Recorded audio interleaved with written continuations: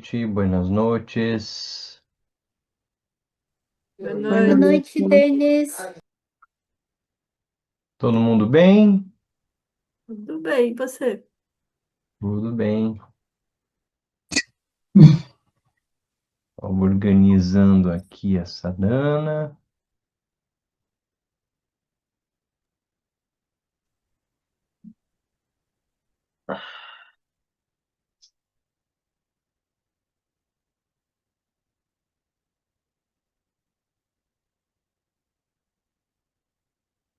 Temos a coluna ereta.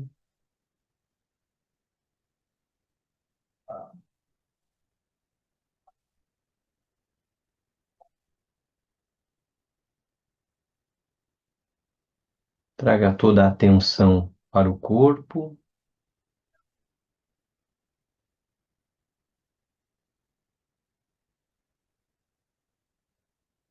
O corpo te conecta ao momento presente, ao aqui e agora, a esse tempo e lugar.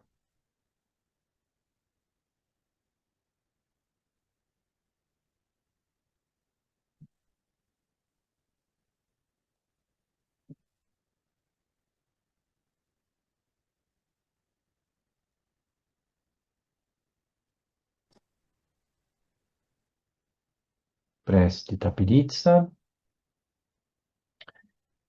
Que maravilhoso! És a emanação, coração de Kuntunzampo. O teu corpo aparece como um cristal, branco, luminoso, claro e sem impurezas, irradiando luz nas 10 direções. Estás nu, sem ornamentos, significando a essência mais profunda, o estado primordial. Dotado com a dupla sabedoria do vazio e dos meios hábeis, com compaixão contemplas o benefício dos seres. Encarnas o Dzogchen, a grande perfeição, supremo entre os ensinamentos, a essência da consciência dos seres realizados, o pico do caminho da realização, o coração dos tantras, das escrituras essenciais e das instruções secretas. Tu indicas o estado natural, a base que autoliberta da ilusão que é o samsara, e que autoliberta da libertação que é o nirvana, e dos defeitos e virtudes de sons, luzes e raios. Tendo dissipado completamente a escuridão das mentes dos seres, permite-nos experienciar a base como vazia e sem raiz, e simultaneamente realizar todos os estágios do caminho. Experiências e realizações tornam-se manifestas, e samsara e nirvana libertam-se em nossa mente natural. Nessa vastidão dispõem-se as 3 dimensões que são o fruto. Com devoção unifocada, rezo a ti, Tapiritsa, protetor dos seres. Concede-me as bênçãos de conferires o empoderamento sobre mim e os outros. Possam os obstáculos externos, internos e secretos ser pacificados. E possa o erro do autoapego, que é a ignorância, ser liberto. Tendo reconhecido autoconsciência, possam a visão e a conduta ser plenamente realizadas. Por favor, concede sobre mim, nesse exato momento, o grande significado, para além do intelecto, da base primordial, vazia e sem raiz. A ti, Tapiritsa, nobre protetor dos seres, eu rogo, possam todos os seres dos 6 reinos ser protegidos por tua compaixão e possa minha mente ser liberta.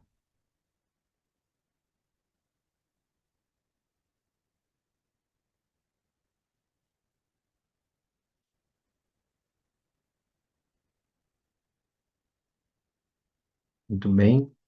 Nós, na semana passada, terminamos a leitura do Mar, da mãe, né? A compreensão da mãe enquanto base, a compreensão desse caminhar que nós estamos fazendo, né? Da, começou lá na concentração, contemplação, integração, e aí nós fomos estudar a base, Kunshi, e depois chegamos no Mar. na mãe. E Ma, mãe, não é diferente de base, Kunshi. Então, a tradição ela vai usar como sinônimo ou chamar tanto de Kunshi, de base, como de Ma. Então, esses dois termos se referem a uma única, a uma única coisa. É difícil falar coisa porque nós estamos falando de algo que é vazio, que é sem raiz, que é condição de possibilidade. Porém, em Dzogchen, nós temos, onde nós estamos agora entrando, né, eu não sei o quanto a gente vai avançar, no Bu, o filho. E é uma relação entre Ma e Bu. Ma, Bu, Sal. A mãe, o filho e a energia que une o filho à mãe. Esses três elementos no Dzogchen não tratam de coisas separadas. Elas não existem separadas. Elas não existem independentemente. Ma, Bu e Tsao referem-se a uma unidade. E um ponto importante na perspectiva do Dzogchen, que essa unidade não é uma unidade como se estivéssemos falando, por exemplo, do cristianismo, que há uma unidade ou uma perspectiva de unidade entre todos os seres. Em Dzogchen, no Dzogchen, na tradição budista, na tradição tibetana, essa unidade ela refere-se à mente de cada um. O que faz com que, na tradição, nós tenhamos vários Budas, que são indivíduos que se iluminaram, individualidades iluminadas. Então, nessa perspectiva, cada ser que atinge a iluminação continua sendo único e não se confunde.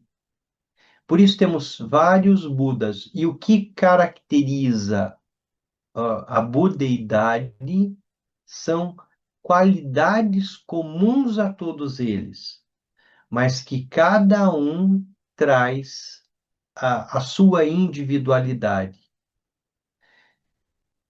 As características são as mesmas, mas o contínuo é único em cada um. Então, quando nós falamos de unidade em Dzogchen, nós estamos falando da mente individual de cada uma. E aqui a unidade entre Ma, Bu e Tsao. Ma, a base, Bu, a consciência, ou a visão, ou a é difícil encontrar o termo, porque Bu é aquilo que conhece a base, é aquilo que sabe que a base está ali. Ele é autoconsciente. E Tsao é o que faz com que Ma e Bu se mantenham e sejam algo, não existindo de forma separada. Só que cada indivíduo, cada ser é, cada mente é uma mente pura, completa, né, e perfeitamente iluminada. Só que cada um é um. Então, unidade aqui refere-se a essa compreensão, a essa perspectiva que é unitária de Ma, Bu e Tsao.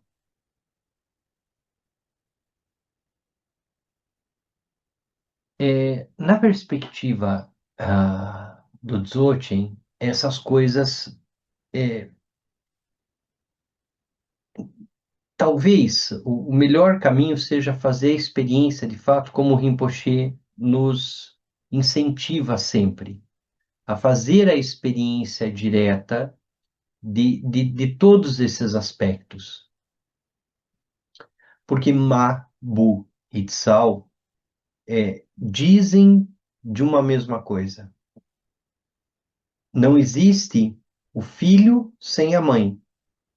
Não existe a energia sem o filho e a mãe. Não existe o filho sem a mãe. Não existe a mãe sem o filho e a energia. Nós falamos um pouquinho disso e fizemos até uma analogia na semana passada, a partir da pergunta do Paulo e da Ana, com uma perspectiva de uma trindade. Mas tem um ponto aqui que é crucial. Isso não é transcendente. Ma, Bu, Tsao não está fora. Ma, Bu e Tsao é a mente de cada um, de cada uma.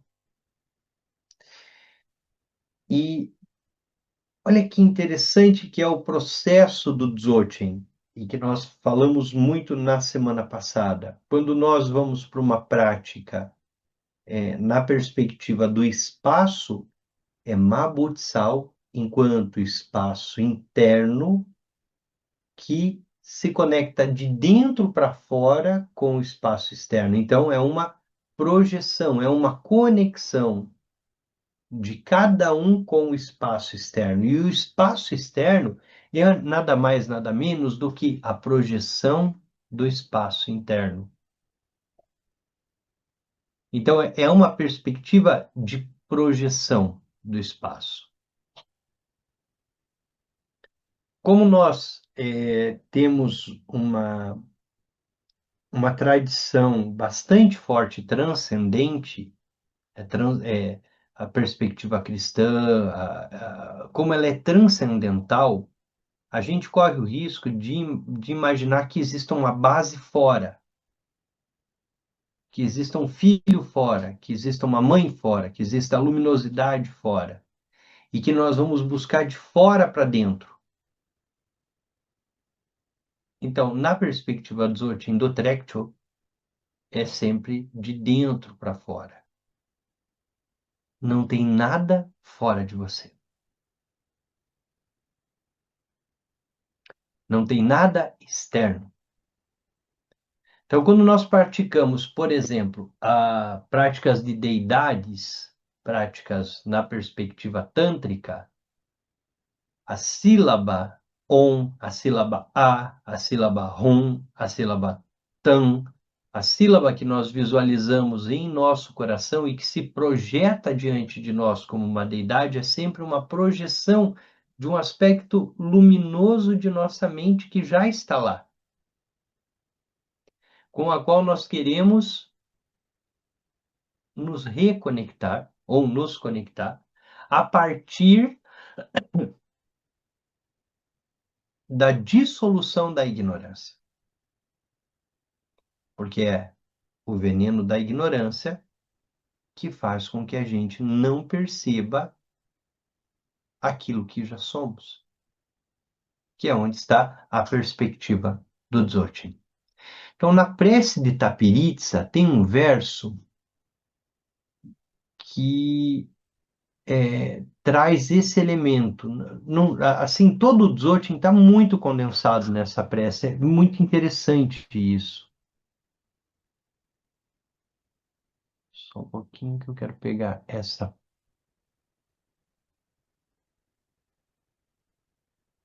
E possa o erro do autoapego, que é a ignorância, ser liberto. Esse é o ponto que nos prende. É o insight que cria o samsara, o autoapego. E é esse autoapego que gera a ignorância. A ignorância é basicamente uma visão errônea no sentido de que aquilo que está diante de nós, nós não conseguimos ver tal como é, porque nós tomamos uma decisão. E nós tomamos uma decisão de que aquilo que nós acreditamos é aquilo que nós estamos vendo. Essa decisão faz com que a gente não consiga ver. E essa é a visão errônea. É aqui que gera o dualismo. É aqui que gera a separatividade. É aqui que faz com que a gente não esteja perfeitamente iluminado. No momento, ou agora, né? Praticante de Dzogchen diria que nós somos perfeitamente iluminados. Nós simplesmente não percebemos, não reconhecemos. E não reconhecemos por conta desse erro, que é o autoapego, que é a ignorância.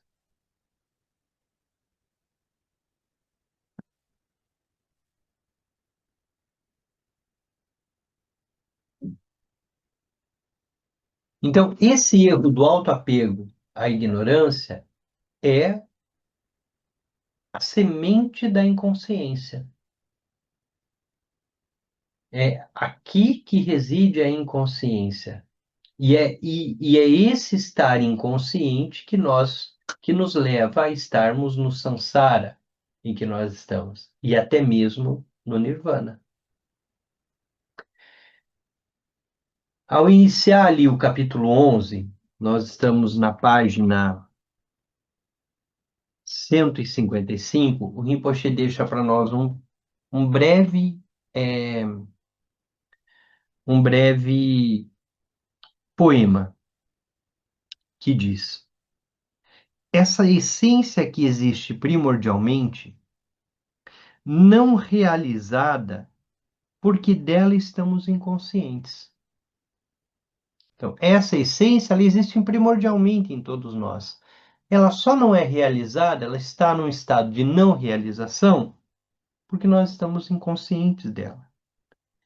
É claramente vista uma vez que a instrução é dada, como aquele cujo rosto não é visto, finalmente o vê quando é lhe dado um espelho. Então, é, é como se nós soubéssemos que nós temos um rosto, nós nunca vimos esse rosto, mas nós também não sabemos o que ele é.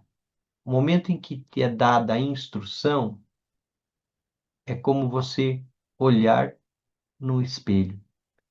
E no exato momento que você olha no espelho, você se reconhece. Então, acontece o reconhecimento, acontece de se deparar com aquilo que é visto. Nós hoje vamos fazer um pouquinho diferente. Nós vamos pular uma parte do texto e eu quero tratar. Depois nós vamos voltar lá em janeiro para essa parte, o Bu. Nós vamos olhar de volta o Bu e nós vamos completar hoje a prática de olhar o céu. E nós fizemos o estudo da prática de olhar o céu na perspectiva de Kunshi, na perspectiva de Ma, que é a base. Agora nós vamos olhar para a prática de olhar o céu na perspectiva de Bu, que é a consciência, que é o filho. Então, lá na página 158, o Rinpoche diz: a consciência desperta primordial é projetada e refletida pelos cinco sentidos. Não está vindo de fora para dentro, está indo de dentro para fora. Ela é projetada e refletida pelos cinco sentidos. Ela é experimentada através das cinco consciências dos sentidos. Cada sentido tem uma consciência. Então, quando eu toco o áspero, tem uma consciência que aciona esse sentimento do que é áspero. Quando eu ouço o som, tem uma consciência desse som. Eu tenho uma consciência do sabor, do paladar, eu tenho uma consciência do olfato e eu tenho a consciência da visão. é experimentado através das cinco consciências dos sentidos, em especial através da consciência do sentido da visão, devido à relação entre os elementos associados aos órgãos internos, aos órgãos dos sentidos e às consciências dos sentidos. No caso dos olhos, a relação é com o elemento espaço e com o coração. O elemento espaço, a perspectiva do espaço externo e espaço interno, o olho, espaço secreto, o coração. O coração se conecta diretamente com o olho, que se conecta com o espaço aberto. Essa associação dos elementos com os sentidos é um dos princípios fundamentais da prática de olhar o céu. A consciência desperta, primordial, não conhece desenvolvimento ou declínio, mas há ocasiões em que a prática do olhar o céu vai bem e outras não. Podem surgir obstáculos como sonolência, agitação, falta de claridade ou falta de experiência de vacuidade. Porque a prática de olhar o céu, ela pressupõe a dissolução. E para que nós possamos saber do que se está falando ou fazer a experiência, é importante que a gente tenha uma experiência do que é a vacuidade. Para que essa prática de olhar o céu, de se fundir com o céu, de experimentar o céu, ela não só faça sentido, mas que a experiência se faça em nós. Para superar essa classe de obstáculos, recomenda-se mudar o tipo e a direção do olhar. Para superar a sonolência, devemos aplicar o olhar irado, olhando para o alto. Para superar o problema da agitação, devemos aplicar o olhar pacífico, olhando para baixo. Para desenvolver o método, devemos dirigir o olhar para a esquerda. Para desenvolver a sabedoria, devemos dirigir o olhar para a direita. Então, tem, a partir das quatro posições de olhar, o que nós estamos desenvolvendo. Se eu tenho sonolência, eu olho para cima. Se eu tenho agitação, eu olho para baixo.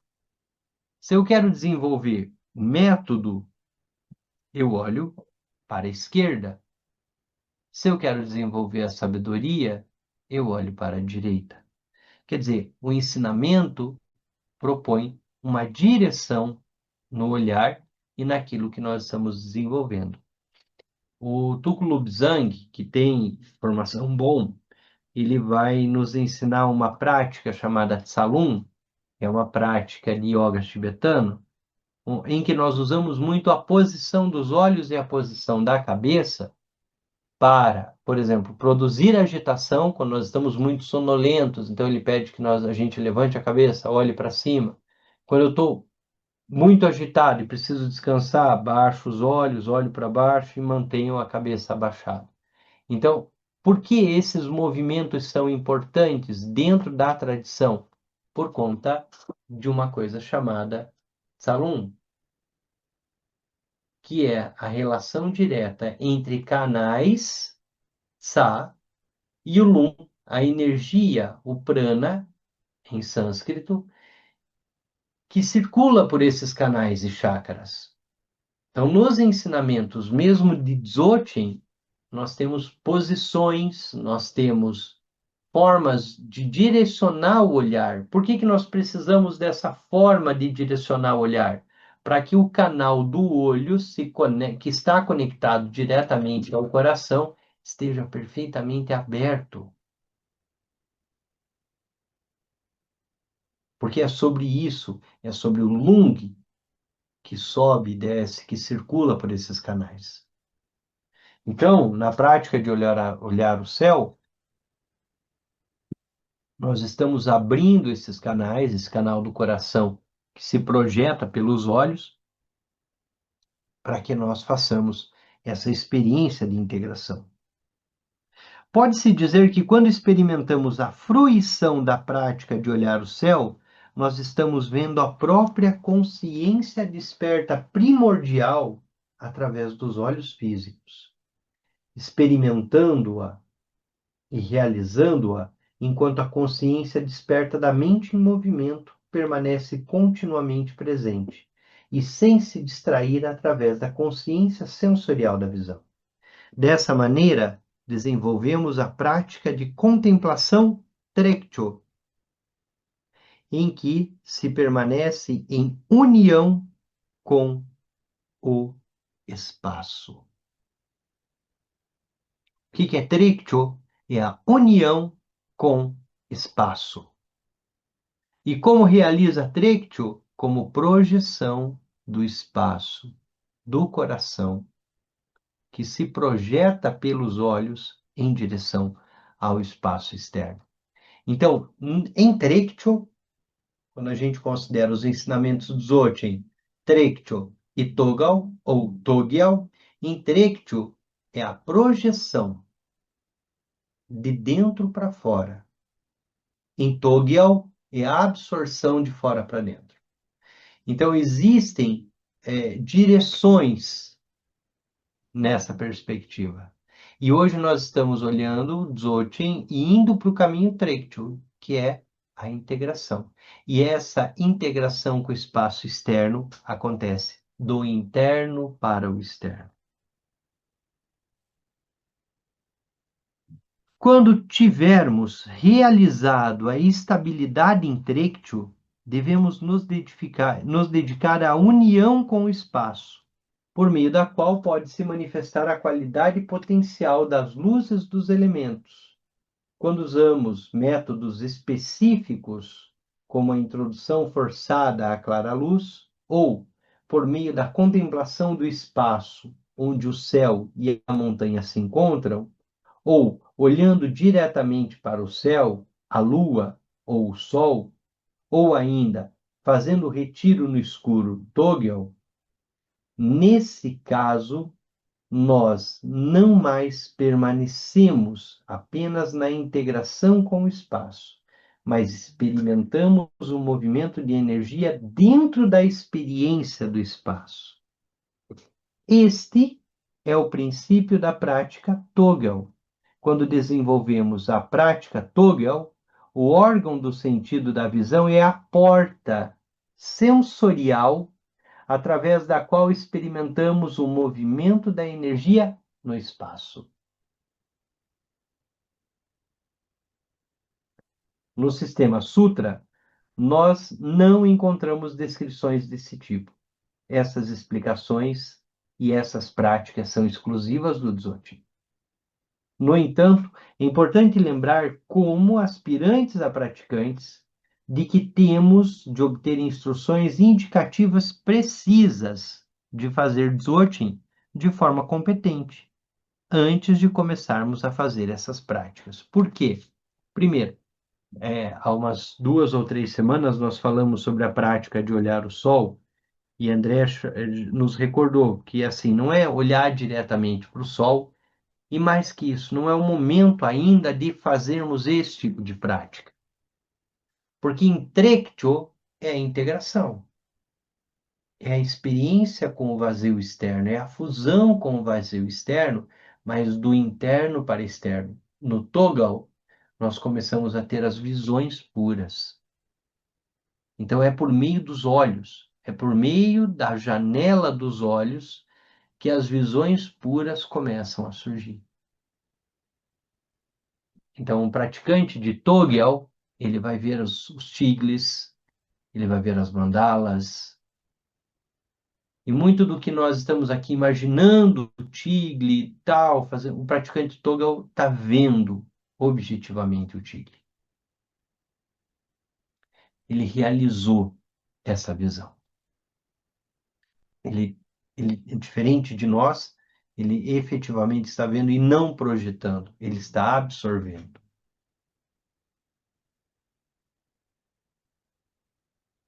Do sistema Shonshon Nyun Gyud, O mestre dá 6 exemplos durante a transmissão simbólica para permitir ao praticante ter uma compreensão direta e não meramente conceitual das qualidades do filho, da consciência. Elas são meras definições, diferenciações filosóficas de suas qualidades. O estado natural é uma totalidade única e devemos experimentar de forma espontânea e direta todos os seus aspectos, sem que a mente conceitual elabore distinções. Esta é a forma de transmissão direta através dos símbolos. Às vezes, os símbolos podem ser muito eficazes, muito mais eficazes do que a explicação através de descrições intelectuais. Porque, apesar de aprendermos com as descrições intelectuais, nós crescemos com os símbolos. Eles não são forçados como explicações conceituais. Isso é especialmente verdadeiro no Sanshun Nyongyud, onde a maioria das elucidações é dada através de símbolos, ao invés de explicações intelectuais.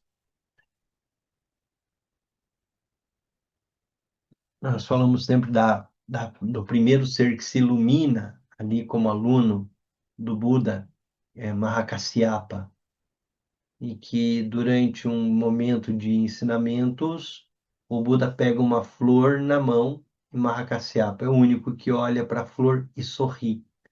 E o Buda entende ali que esse ser já tinha atingido a iluminação, de fora para dentro. Então, e é um aspecto simbólico. São os 6 símbolos que transmitem essa visão Dzogchen para o aluno. Então, na transmissão do Dzogchen, chega um momento em que o mestre vai apresentando esses símbolos, e a partir desses símbolos nós vamos, pelo olhar, compreendendo cada um dos movimentos. Cada uma Cada um dos movimentos, cada uma das realidades, cada uma das características associada a cada elemento.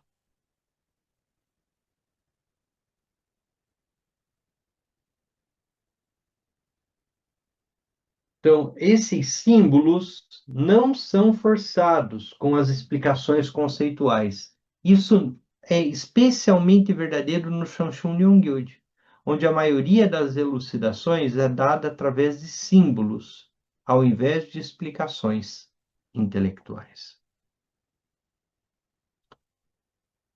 Primeiro símbolo, a lamparina.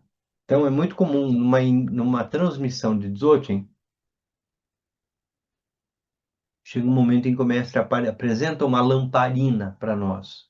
Uma lâmpada de manteiga ou uma vela, mas a lamparina, que é símbolo da autoclaridade. Então, a lamparina que nós vemos não é algo externo, é um símbolo que vai conectar a claridade interna à claridade externa. É um símbolo daquilo que é autoiluminado. E a lamparina vai carregar consigo todos os elementos de que se trata essa autoiluminação. Uma única lamparina ilumina uma sala toda. E quando ela chega, ela simplesmente ilumina. Ela não julga. Ela não pergunta quem estava na sala antes ou depois. Se alguém se beneficiou ou se beneficiará desse espaço. Ela simplesmente ilumina. Ela simplesmente se abre. Ela simplesmente se apresenta. Então, um exemplo que vai ser muito utilizado em Dzogchen é a lamparina. A consciência primordial desperta de cada um, de cada uma, é como a lamparina. Ela simplesmente ilumina. O pensamento dual, onde nós estamos, tem muita dificuldade com isso, porque nós não somos capazes de iluminar. E por que não somos capazes de iluminar? Porque temos um pensamento dual. Nós julgamos as pessoas quando as encontramos. Nós julgamos as coisas no nosso, na nossa primeira olhadela. Então, se nós estamos, a partir de uma visão, julgando tudo e qualquer coisa, nós estamos na perspectiva dual. Qual é a perspectiva da não dualidade? A perspectiva da não dualidade é a compaixão. Porque a compaixão é o acolhimento, é o não julgar, é a abertura. Tudo, absolutamente tudo, é acolhido na compaixão. Então, quando nós olhamos todos esses caminhos, todos esses direcionamentos, nós vamos começando a entender como essas coisas se relacionam e correlacionam. O segundo, a segunda qualidade, a primeira é a autoclaridade. A segunda é a pureza primordial, a base, Kunshi, Rigpa, Bu, Sal, puro, em essência. Perfeitamente puro. Sempre existiu nessa pureza.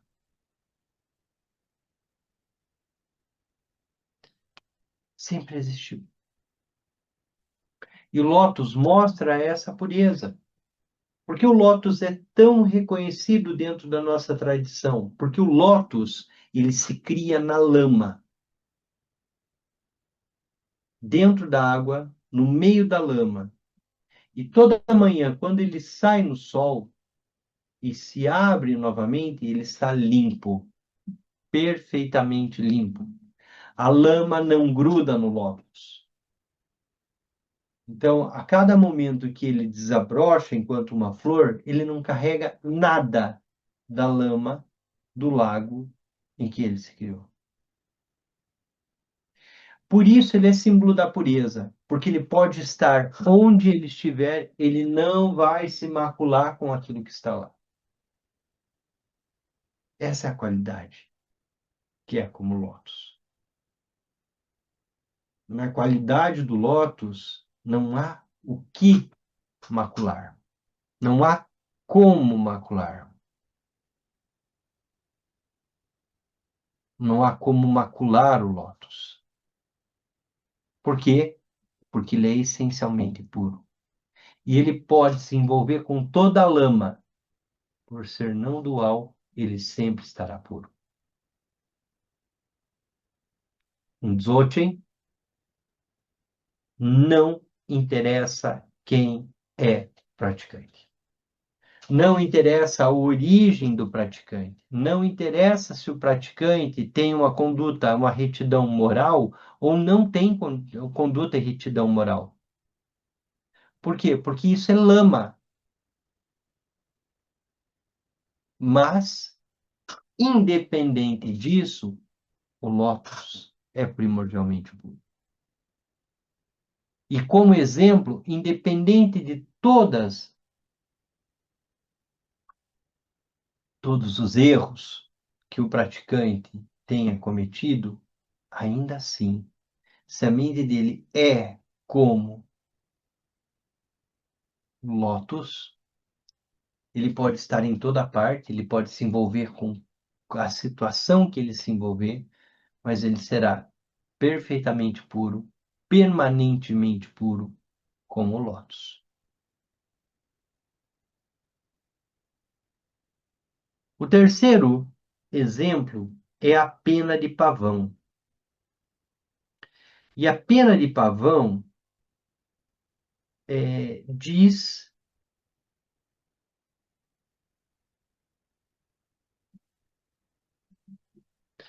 diz dessa perfeição independente de todos os movimentos.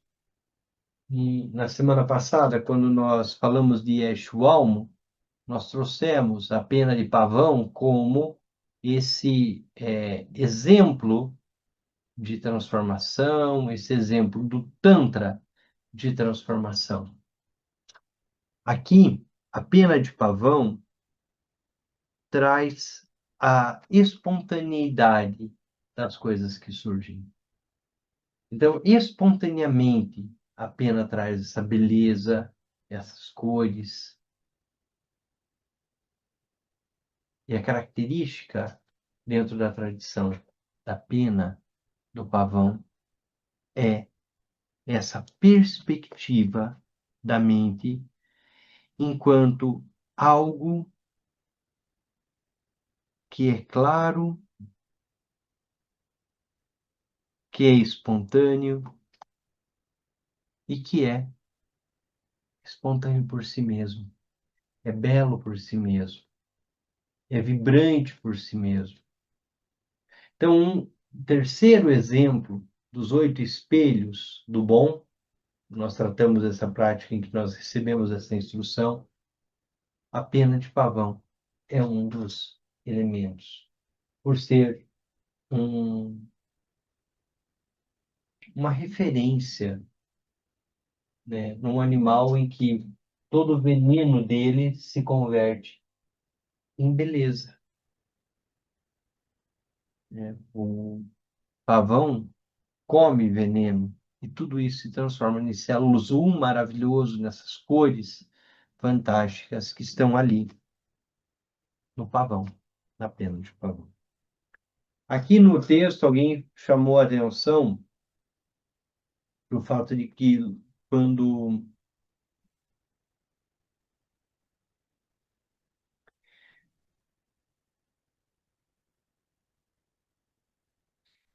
quando nós olhamos para essa perfeição da pena do pavão, nós estamos olhando diretamente para a perfeição da clara-luz, para a perspectiva da luminosidade de cada um.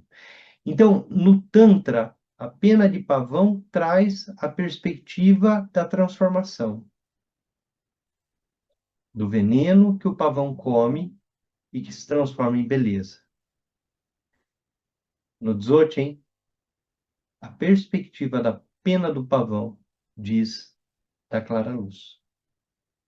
E diz dessa capacidade não dual do Rigpa, de Bu, do filho, que espontaneamente é perfeito. Apesar de todo veneno, apesar de qualquer coisa, ele é espontaneamente perfeito. A clara luz, a luminosidade, espontaneamente perfeita.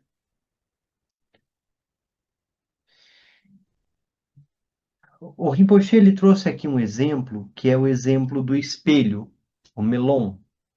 E um símbolo dos praticantes Dzogchen é o melong.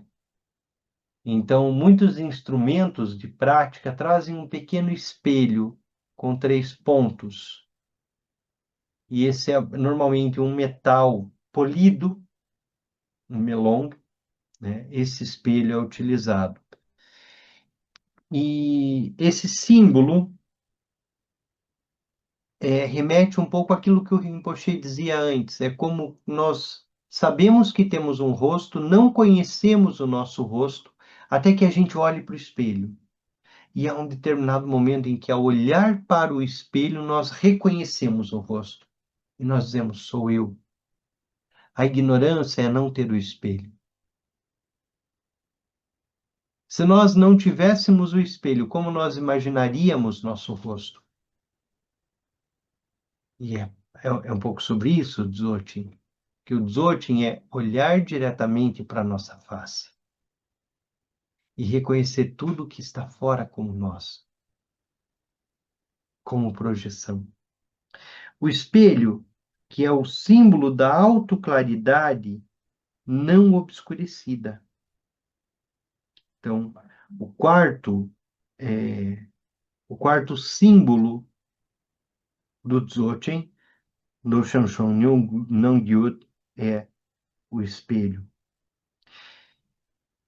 E por que é importante esses símbolos? Para que a gente tente fazer a experiência direta a partir do símbolo. Que o Rinpoche diz, às vezes é mais difícil entender intelectualmente. Olha para o espelho e vê teu rosto. Percebe? Olha para o espelho e reconheça a tua verdadeira face. Olha para o espelho e contemple a face do guru definitivo. A face do lama definitivo, que é a natureza da própria mente. Então, o espelho é aquilo que, de alguma forma, dissolve toda a ignorância, dissolve todas as construções, todo o erro do autoapego. Porque o espelho faz com que você veja exatamente quem você é. O espelho faz com que a gente veja exatamente quem a gente é. É claro que quando nós olhamos para o espelho de manhã ao acordarmos e damos conta de que nós somos aquilo que está aparecendo no espelho, muitas vezes a gente até leva um susto. Mas o espelho, ele tira de nós toda a nossa visão errônea, aquilo que eu acredito que eu sou. Então, o filho, Bu, enquanto consciência, uma das qualidades é a qualidade do espelho. O que cada um de nós é, o que cada um objetivamente é, né, ao ter refletido o próprio rosto no espelho. Então, é um dos símbolos do filho de Bu. O quinto símbolo é o cristal. Então, é comum que nós, praticantes, tenhamos um cristal translúcido. Nós conseguimos ver do outro lado, ele é transparente. Claro, esse tem uma série de imperfeições. Mas nós, de alguma forma, temos ali um cristal rememorando esse símbolo da consciência primordial, esse símbolo de Bu. É um símbolo da natureza nua, da consciência transparente, a nudez transparente. E aí nós vamos lá para a prática de Tapiritsa, onde ele diz, lá no início, só vou colocar aqui.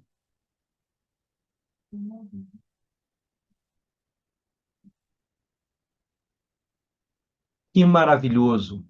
És a emanação coração de contunzão. O teu corpo aparece como um cristal branco, luminoso, claro e sem impurezas, irradiando luz em todas as direções.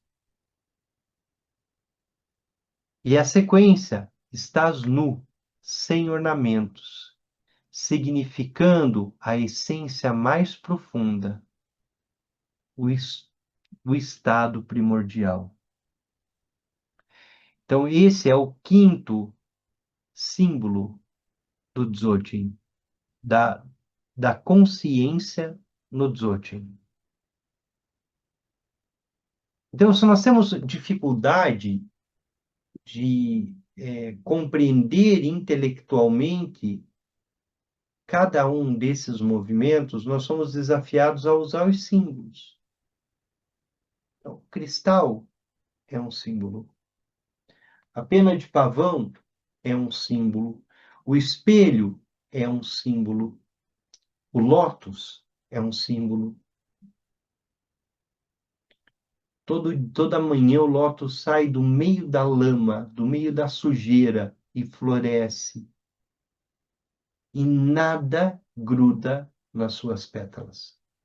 E é isso que caracteriza o lótus. E é isso que faz com que o lótus seja um símbolo da mente iluminada, da consciência do filho Bu. Ele está no meio da lama.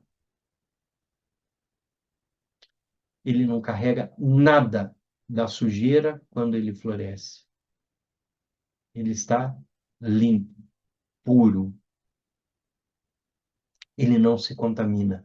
Assim como nossa mente, assim como a base, assim como o Bu, assim como o Tsal. Nós estamos nos envolvendo com todo tipo de coisa, com todo tipo de traço kármico, com tudo que surge. Mas, apesar disso, nossa consciência é sempre pura. A budeidade é sempre limpa. Ela não se contamina. Se há contaminação, se há erro, se há ignorância, o erro do autoapego, é porque nós não estamos realizando essa consciência. E aí se contamina. Então, os símbolos, a lamparina, essa luz, que o simples fato de acender, ela ilumina todo o espaço, ela não pergunta o que está ali, quem está recebendo a luz, ela não diferencia se ela vai iluminar uma coisa ou outra, ela é não dual, ela simplesmente ilumina. O lótus, como esse símbolo de pureza, a pena de pavão, a perfeição espontânea da clara luz, a capacidade de transformar todo veneno nessa beleza espontânea, o espelho, que é o exemplo que nós trouxemos de você olhar diretamente para a face, removendo toda a ignorância. O cristal, como esse símbolo de sabedoria nua, transparente. Nós dizemos, Taperitsa, você é como um cristal e estás nu. Sabedoria nua. Porém, refletindo luz nas 10 direções. Que é o que o cristal faz em seu brilho, reflete luz nas 10 direções. E o sexto exemplo, o sexto símbolo é o espaço. E cada um de nós vai conseguir se conectar com essa perspectiva Dzogchen por um ou dois símbolos, se aprofundando mais em um, se aprofundando mais em outro. E o símbolo do espaço, o espaço que é o símbolo da sabedoria imparcial, que tudo permeia. Em Conchi, nós olhamos muito para a perspectiva do espaço, olhamos muito para a experiência do espaço, olhamos muito para a conexão do espaço interno com o espaço externo. E nós usamos o espaço como um dos 6 símbolos, como um dos 6 símbolos que podem nos conectar à experiência direta da natureza pura da mente. Nós vamos ficar 2 ou 3 semanas sem nos encontrarmos, então a partir da semana que vem é a semana de Natal, as pessoas já viajam, já se conectam com suas famílias, tem uma série de eventos que todos nós estamos vivendo nesses dias por conta aí das festividades de Natal e Réveillon. Então, nós não nos encontraremos no dia 22, nem no dia 29, nem no dia 5. A previsão de retorno é no dia 12. Então, no dia 12 de janeiro é a nossa previsão de retorno. 22, 29 e 5 nós não nos encontramos. Na segunda semana de janeiro, aí eu só ajusto, depois a gente ajusta com a Andrea, seria o nosso retorno para o estudo das maravilhas da mente natural. E nós vamos retornar no 11 a partir do Bu. Eu quis hoje só discutir um pouquinho e trazer um pouco a, os 6 símbolos, né? A, quem está fazendo com Rinpoche o retiro de Natal, Ano Novo ali, perdão, o retiro de Ano Novo que ele faz todo ano, ele vem com um retiro de 6 anos de Dzogchen. Eu acho que há 2 anos atrás ele deu a transmissão e trabalhou conosco cada um desses símbolos na transmissão formal do Dzogchen na perspectiva do Shanshung Nyonggyul.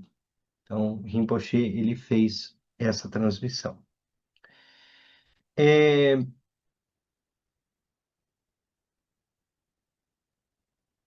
não sei se alguém gostaria de fazer alguma pergunta, então, que nós tratamos hoje. Denis, boa noite. Tudo bem? Tudo.